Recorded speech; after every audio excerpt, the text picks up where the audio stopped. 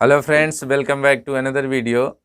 जैसा कि हम इंटरमीडिएट भौतिक की सेकंड के अंतर्गत कुछ इम्पॉर्टेंट प्रश्नों को देख रहे हैं, उसी श्रृंखला का हमारा ये अगला वीडियो है, जिसमें किरण प्रकाशिकी के अंतर्गत खगोलीय दूरदर्शी का समायोजन, रचना और उसके किरण आरेख पर आज हम चर्चा करने वाले हैं। यदि आप इस प्रकार के प्रश्नों और टॉपिक्स में इंटरेस्ट रखते हैं तो इस वीडियो में अंत तक बने रहिए। आइए इस वीडियो को स्टार्ट करते हैं।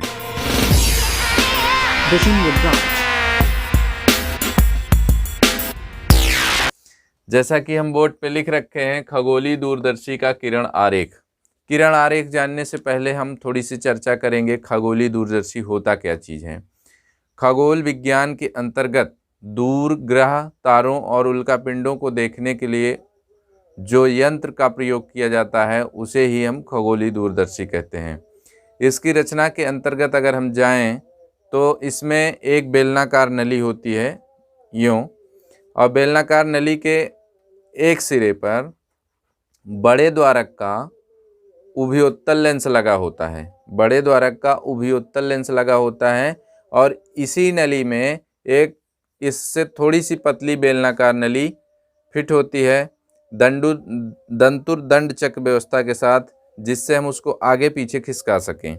और ये जो दूसरी नली लगी है उसके एक दूसरे सिरे पर छोटी फोकस दूरी और उभयोत्तल लेंस लगा होता है। छोटी फोकस दूरी का उभयोत्तल लेंस लगा होता है जिसे हम नेत्रिका लेंस कहते हैं, और जो बड़ी द्वारक और बड़ी फोकस दूरी का उत्तल लेंस होता है उसे हम अभिदृश्यक लेंस कहते हैं। नेत्रिका लेंस की तरफ है हम आँख को रखते हैं। ये रही रचना के अंतर्गत बातें। उसके बाद अब आए हम इसको समायोजन कैसे करते हैं। खगोलीय दूरदर्शी को किस प्रकार समायोजित किया जाता है कि दूर स्थित वस्तु का प्रतिबिंब हमको बड़ा दिखाई देने लगता है।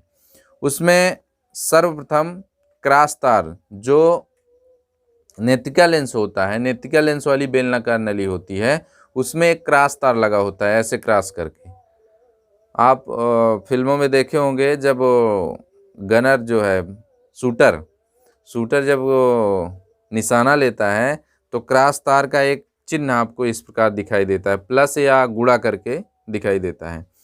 तो जब समायोजन करते हैं हम अभिदृश्यक लेंस का, उसमें क्या करते हैं कि नेत्रिका लेंस की फोकस दूरी को इस प्रकार समायोजित करते हैं कि नेत्रिका लेंस के फोकस पर वो क्रॉस तार आ जाए पूरी तरह से। उसके बाद वस्तु की तरफ अभिदृश्यक लेंस करते हैं जो सुदूर स्थित है, तो आपको उस सुदूर स्थित वस्तु का प्रतिबिंब स्पष्ट रूप से बड़ा दिखाई देता है और वर्धक रूप में। अब सवाल ये उठ जाता है कि किरण आरेख इसका किस प्रकार बनेगा, कैसे हम उसको जानेंगे कि ऐसा ही होता है। किरण आरेख हम देखें तो अब बखूबी ये बात समझ में आ जाएगी। यहाँ देखें, हम बना रखे हैं खगोलीय दूरदर्शी का किरण आरेख बोर्ड पर। इसमें किरण आरेख है इसलिए अलग अलग बेलनाकार नलियाँ नहीं दिखाई गई हैं, पर आपको दिख रहा है कि एक उभयोत्तल लेंस लगा हुआ है और एक तरफ उभयोत्तल लेंस है लेकिन छोटा है और इधर बड़ा है, अर्थात बड़े द्वारक का बड़ी फोकस दूरी वाला उभयोत्तल लेंस इधर लगा है जो वस्तु की तरफ होता है, और नली के दूसरे सिरे पर छोटी फोकस दूरी का उभयोत्तल लेंस होता है जो कि नेत्र की तरफ होता है। यहाँ हमने थोड़ा सा अगर आँख बना लें तो और स्पष्ट हो जाएगी हमारी ये बात।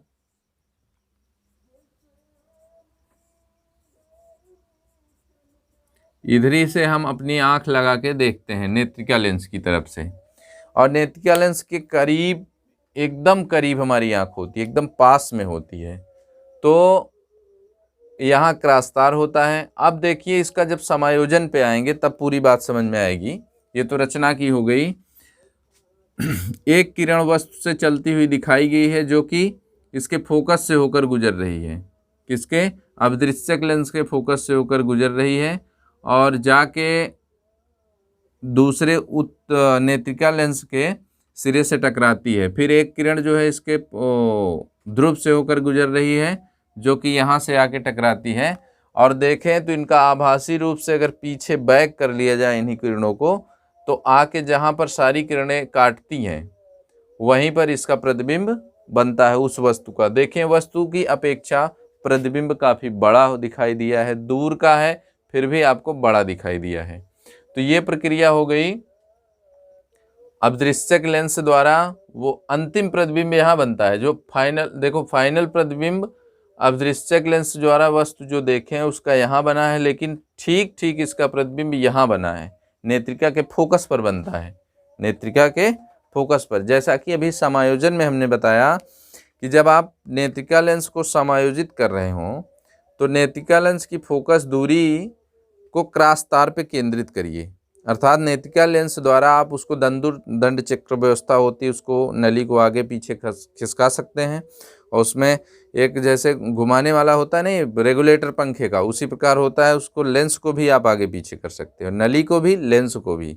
तो आराम से जब फोकस पर हम केंद्रित कर लेंगे यानी क्रॉस तार पे, तो आपको जो इसका प्रतिबिंब, प्रथम प्रतिबिंब जो बनता है इसी का उल्टा प्रतिबिंब बनता है। जैसे कि आप जानते हो उत्तल लेंस द्वारा प्रतिबिंब हमेशा उल्टा बनता है, तो यहाँ उल्टा बन रहा है। देखिए बी और ए वस्तु है, A1 B1 चित्र बन रहा है यानी प्रतिबिंब बन रहा है आपका। तो ये प्रतिबिंब नेत्रिका लेंस के लिए वस्तु का कार्य करता है, वस्तु का कार्य करता है, और फिर इस वस्तु का प्रतिबिंब जाके यहाँ बनता है A2 B2, A2 B2 उल्टा ही बनेगा, आभासी होगा, बड़ा होगा। ठीक है, अब देखते हैं नेत्रिका लेंस के लिए जब ये वाला पहला प्रतिबिंब वस्तु का कार्य कर रहा है तो UV लिखे हैं, ई का मतलब है आई, और U प्रतिबिंब वस्तु की दूरी है, ये वस्तु का कार्य कर रहा है। और जो है फाइनल प्रतिबिंब जो बन रहा है इसको हमने कैपिटल D माना है, यानी अस्पष्ट दृष्टि की न्यूनतम दूरी पर बन रहा है। कहाँ बन रहा है? अस्पष्ट दृष्टि की न्यूनतम दूरी पे। वैसे हम इसको सामान्यतः V मानते हैं ना, प्रतिबिंब जो फाइनल प्रतिबिंब बनता है उसको हम लेंस के ध्रुव से कितना मानते हैं? V मानते हैं। लेकिन यहाँ आप क्या देख रहे हैं? अस्पष्ट दृष्टि की न्यूनतम दूरी पर बन रहा है, इसलिए हम इसको कैपिटल D मान लिए हैं। तो ये कंडीशन रही। अब एक बात आती है, वस्तु द्वारा आँख पर जो कोण बनता है उसी को हम दर्शन कोण कहते हैं। किसी भी प्रकाशिक यंत्र का आप यूज करिए तो जो वस्तु द्वारा, बिंब द्वारा जो हमारी आंखों पे कोण बनता है उसी को हम दर्शन कोण कहते हैं। तो यहाँ दो चीज़ें स्पष्ट कर लेना हमें ज़रूरी है कि ये जो पहला प्रतिबिंब बनता है उसका बीटा कोण हमारी आंखों पर बनता है। तो बीटा कोण आंखों पर बनता है यानी दर्शन कोण है, तो आंख हमारी नेत्रिका लेंस के बहुत करीब है। तो हम एक पल के लिए ये मान लेते हैं कि वो बीटा कोण निगलेक्ट करके जो वस्तु द्वारा कोण बन रहा है उसी को हम अल्फा कोण मान लेते हैं। उसी के द्वारा फाइनल कोण जो प्रतिबिंब द्वारा हमारी, मतलब बिंब द्वारा हमारी आंखों पर बनेगा, उसी को हम दर्शन कोण अल्फा मान लेते हैं। तो अब आते हैं आवर्धन क्षमता। किसी भी प्रकाशिक यंत्र की आवर्धन क्षमता, उसके द्वारा प्रतिबिंब को कितना बड़ा हम देख सकते हैं, किसी भी वस्तु का प्रतिबिंब कितना बड़ा और कितना स्पष्ट, कितना क्लियर देख सकते हैं, उसी को उस अदृश्यक लेंस या प्रकाशिक यंत्र की आवर्धन क्षमता कहते हैं। तो यहाँ हम देखें आवर्धन क्षमता को M से डिनोट करते हैं, मैग्नीफिसिंग पावर बोलते हैं, मैग्नीफिसिंग पावर जो MP बोलते हैं। कितने MP का कैमरा है ये बोलते हैं कितने MP का कैमरा है ना, तो वही है MP, मैग्नीफिसिंग पावर आवर्धन क्षमता। आवर्धन क्षमता को M से डिनोट करते हैं। M इक्वल होता है अंतिम प्रतिबिंब द्वारा आंख पर बना दर्शन कोण, अंतिम प्रतिबिंब द्वारा आंख पर बना दर्शन कोण, ये जो अंतिम प्रतिबिंब है तो बीटा कोण बना रहे हैं हमारी आंख पे, और वस्तु द्वारा आंख पर बना दर्शन कोण, इस वस्तु द्वारा आंख पर क्या दर्शन कोण बनता है। थोड़ा से आप शायद कंफ्यूज हो रहे हो, फिर से हम क्लियर करना चाहते हैं। हमने वस्तु द्वारा जो इसका प्रथम प्रतिबिंब बन रहा था उसके द्वारा आंख पर जो दर्शन कोण बन रहा तो उसको हमने बीटा लिया था, लेकिन बीटा को निगलेक्ट इसलिए किया गया क्योंकि ये जो है दर्शन कोण जो है बड़ा बन रहा है बीटा की अपेक्षा, और आंख इसके नज़दीक है, बीटा बहुत छोटा बन जाएगा, इसलिए इसको निगलेक्ट करके बीटा हम जो अंतिम प्रतिबिंब बना है उसका वाला बीटा दर्शन कोण लेंगे, क्योंकि हमारी आंख ही इस अंतिम प्रतिबिंब को देखेगी तो उसके द्वारा भी तो दर्शन कोण बनेगा हमारी आंख पे, तो हमारे लिए फाइनल दर्शन कोण बनता है। तो इसलिए हमने लिखा है अंतिम प्रतिबिंब द्वारा आंख पर बना दर्शन कोण वस्तु द्वारा आंख पर बना दर्शन कोण का अनुपात जो है लेंस उस प्रकाशिक यंत्र की आवर्धन क्षमता M कहलाएगा। तो यम बराबर हो गया बीटा अपन अल्फा, बीटा बराबर tan beta A dash B dash, beta बराबर tan beta A dash B dash. आप देखेंगे ए डैश बी डैश जो हमने लिखा है ये वाला आपका बन रहा है, इतना आप लीजिए, ए डैश बी डैश अपान ई ए डैश, ई ए डैश, ये वाला ई है, ये वाला ए है, यही हम त्रिभुज लिए हैं ई ए डैश, क्योंकि tan थीटा बराबर आप जानते हो लंब बटे आधार होता है, वही चीज़ हमने यहाँ किया है। उसके बाद अल्फा बराबर आप ले रहे हैं तो हो जाएगा ए डैश बी डैश ओ ए डैश, ये वाला अल्फा यहाँ से आप उठाएंगे पूरा जाके ये वाला त्रिभुज, ठीक है। तो हो गया ए डैश बी डैश अपान ओ ए डैश, यानी ये यहाँ से लेंगे आप ओ ए डैश पूरा, A1 लीजिए डैश लीजिए, हमने लिखा है। फिर उसके बाद m बराबर आप बीटा बाई अल्फ़ा है, तो बीटा का मान इतना है, अल्फ़ा का मान इतना है, दोनों रखेंगे तो ये दोनों चीज़ें कट जाएंगी और ये वाला ऊपर चला जाएगा, ई ए डैश नीचे आ जाएगा। यदि अभिदृश्यक O की फोकस दूरी FO है, O हो, तथा A डैश B डैश की नेत्रिका E से दूरी UE है, या आप कहिए A1 B1 की दूरी नेत्रिका से UV है, तो उचित चिन्ह लेने पर, यानी चिन्ह परिपाटी से हम जानते हैं अभिदृश्यक लेंस हो, उत्तल लेंस यदि है तो उसके बाईं तरफ जो दूरी लेंगे, उत्तल हो या अवतल, जो बाईं तरफ लेंगे वो माइनस में, जो दाईं तरफ लेंगे वो प्लस में। तो यहाँ आप देख रहे हैं कि UE बाईं तरफ है, ये माइनस में हो गया, और OA F0 यानी FO ये अभिदृश्यक लेंस की फोकस दूरी है, FO ना, FO अभिदृश्यक लेंस की फोकस दूरी है, तो इसको हमने प्लस में लिया है क्योंकि इसके द्वारा इधर है, ये इसका फोकस है तो उधर है। तो आप देखेंगे m बराबर हो जाएगा -F0 अपान UE, -F0 अपान UE, क्योंकि O डैश को F0 लिख सकते हो, EA को UE लिख सकते हो। तो ये आपका क्या हो गया, प्रकाशिक यंत्र खगोलीय दूरदर्शी का आवर्धन का अंतिम सूत्र, यानी उसकी आवर्धन क्षमता, खगोलीय दूरदर्शी की आवर्धन क्षमता किस पे डिपेंड करती है, इस सूत्र को देख के आप डिसाइड कर सकते हो। m प्रोपोर्शनल टू किसके दिखा रहा है, F0, यानी जो अभिदृश्यक लेंस FO है, अभिदृश्यक लेंस जो लगाए हैं, ऑब्जर्विंग लेंस है, उसकी फोकस दूरी जितना ज़्यादा होगी उतना ज़्यादा आपको दूरदर्शी द्वारा दूर का प्रतिबिंब बड़ा दिखेगा।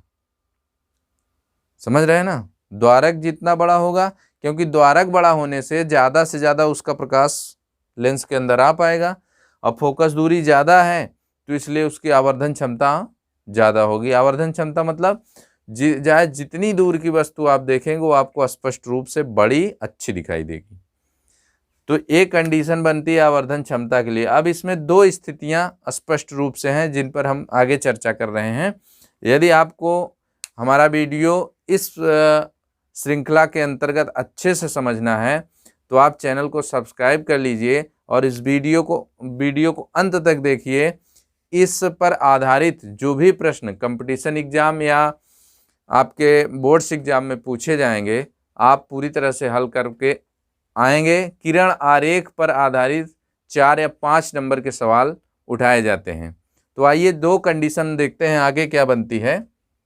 निम्न दो स्थितियां हैं। नंबर 1 हमने लिखा है जब अंतिम प्रतिबिंब, जो आपका फाइनल प्रतिबिंब है, अंतिम प्रतिबिंब कौन सा, ये डबल डैश या बी डबल डैश करिए या A2 B2 करिए, स्पष्ट दृष्टि की न्यूनतम दूरी D पर बनता है। अभी हमने पहले ही बताया था स्पष्ट दृष्टि पर बन रहा है, पर बनता है यदि, देखो ये कंडीशन है हमारी, जब अंतिम प्रतिबिंब स्पष्ट दृष्टि की न्यूनतम दूरी पर बनता है। तो हमने तो यहाँ कंडीशन वही दिखाई है भाई, न्यूनतम दूरी के बजाय कहीं और बन सकता है। तो आप क्या कहेंगे, यदि अंतिम प्रतिबिंब A2 B2 की नेत्रिका से दूरी कैपिटल डी है, तब नेत्र लेंस के सूत्र से, नेत्र लेंस का सूत्र या वैसे भी लेंस का सूत्र क्या होता है, 1/v माइनस 1/u बराबर 1/f। इस सूत्र का निगमन कैसे किया जाए, इस पर भी हमने वीडियो बना रखा है। यदि आपने नहीं देखा है तो डिस्क्रिप्शन में उसकी लिंक आपको मिल जाएगी, इसको देख लीजिए, बखूबी से समझ में आ जाएगा। तब यहाँ आपको ये स्पष्ट लगने लगेगा कि 1/v माइनस 1/u बराबर 1/f क्यों लिखा गया है। v बराबर हो गया माइनस डी, क्योंकि अंतिम प्रतिबिंब कहाँ बन रहा है, डी पर बन रहा है, तो हमने इसको माइनस डी ले लिया है। u बराबर माइनस uv तथा f बराबर प्लस fe। तो देखिए अंतिम प्रतिबिंब प्लस fe इसलिए ले रहे हैं क्योंकि ये जो है इधर बन रहा है इसके, ठीक है। अब देखेंगे 1 माइनस डी माइनस 1/uv बराबर 1/fe। यहाँ आप सबका मान रख दीजिए।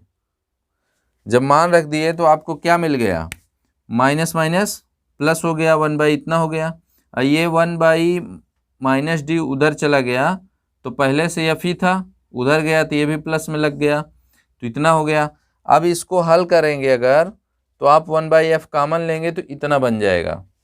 कहने का मतलब जो आपका प्रतिबिंब बनेगा, इस सूत्र से आप तीन चीजें निकाल सकते हैं, नेत्रिका की फोकस दूरी, प्रतिबिंब की दूरी और नेत्रिका के लिए जो बिंब का कार्य कर रहा है, अर्थात जो अभिदृश्यक लेंस द्वारा बना प्रतिबिंब है उसकी दूरी स्पष्ट रूप से इस सूत्र द्वारा ज्ञात कर सकते हैं। दूसरी कंडीशन देखें, जब हमें रिलैक्स्ड आई से खगोलीय दूरदर्शी द्वारा प्रतिबिंब देखना है, आंख हमारी श्रांत अवस्था में हो, तो मुख्य रूप से ये ध्यान देना है कि जो प्रतिबिंब बने, जो आपका प्रतिबिंब इसका बने वस्तु का, अभिदृश्यक लेंस द्वारा जो पहला प्रतिबिंब बन रहा है वो नेत्रिका लेंस की फोकस दूरी पे बनना चाहिए। और रिलैक्स आई से हम तभी प्रतिबिंब देख पाएंगे जब प्रतिबिंब अनंत पर बनता हो। ये जो फाइनल प्रतिबिंब है कहाँ बनता हो, अनंत पर बनता हो। कहने का तात्पर्य है कि आप का जो ए डैश है या A1 है, A1 B1, ये कहाँ पर बने, A1 B1 की दूरी FE हो, FE पर बनना चाहिए, FE पर बने। इस प्रकार से आप नली को आगे पीछे समायोजित करें कि जो पहला प्रतिबिंब बने वो FE पर बने, तब जो फाइनल प्रतिबिंब बनेगा वो अनंत पर बनेगा और शांत समायोजन ये कहलाता है। ठीक प्रकार से समायोजन, ये शांत समायोजन खगोलीय दूरदर्शी का कहलाता है। तो आप यहाँ क्या करेंगे कि जो m है, m बराबर, अभी हमने इसके पहले m बराबर लिखा था माइनस FO/UE। तो अभी आप देख रहे हो क्या कि जो ये प्रतिबिंब की दूरी है वो FE है, यानी UE बराबर हम क्या लिख सकते हैं, FE, पहला प्रतिबिंब जो बन रहा है। तो आवर्धन क्षमता m बराबर हो जाएगा माइनस FGO/FE। यहाँ एक बात स्पष्ट हो जाती है कि इस स्थिति में, श्रांत समायोजन की स्थिति में, दूरदर्शी की लंबाई, दूरदर्शी खगोलीय दूरदर्शी की लंबाई, दूरदर्शी की लंबाई FO+FE होगी, FO+FE होगी। और यहाँ एक चीज़ स्पष्ट हो जा रहा है कि FO जितना ज़्यादा होगा, अभिदृश्यक लेंस की फोकस दूरी जितना ज़्यादा होगी, इस खगोलीय दूरदर्शी की आवर्धन क्षमता उतनी ही अधिक होगी। और FE जितना छोटा हो, यानी अभिदृश्यक लेंस की फोकस दूरी ज़्यादा हो और FE छोटा हो, नेत्रिका लेंस की फोकस दूरी छोटी होनी चाहिए, तब तो इसकी आवर्धन क्षमता अधिक होगी। और इस अवस्था में अभिदृश्यक लेंस की लंबाई आपने देख लिया F0 FE होगी। तो ये दो विशेष स्थितियाँ थीं। हमने आज के वीडियो में देखा कि खगोलीय दूरदर्शी की रचना क्या है, उसका समायोजन कैसे किया जाता है, आवर्धन क्षमता उसकी किस फार्मूले से ज्ञात की जाती है और किरण आरेख कैसे बनाए जाते हैं। इन तमाम बिंदुओं पर हमने स्पष्ट रूप से चर्चा की। आशा है आपको यह वीडियो बहुत ही अच्छे से समझ में आया होगा। यदि नहीं समझ में आया है तो आप कमेंट करिए। वीडियो में यहीं तक है। आशा है कि आपको यह वीडियो बहुत ही अच्छे ढंग से समझ में आया होगा। यदि आपको समझ में आया है तो वीडियो को लाइक और शेयर करना ना भूलें। यदि आप चैनल पर नए हैं तो चैनल को सब्सक्राइब कर लीजिए ताकि अगली आने वाली वीडियो की नोटिफिकेशन आप तक तत्काल पहुंच सके और आप हमारा वीडियो सबसे पहले देख सकें। तो मिलते हैं अगले वीडियो में एक नए टॉपिक के साथ। तब तक के लिए धन्यवाद।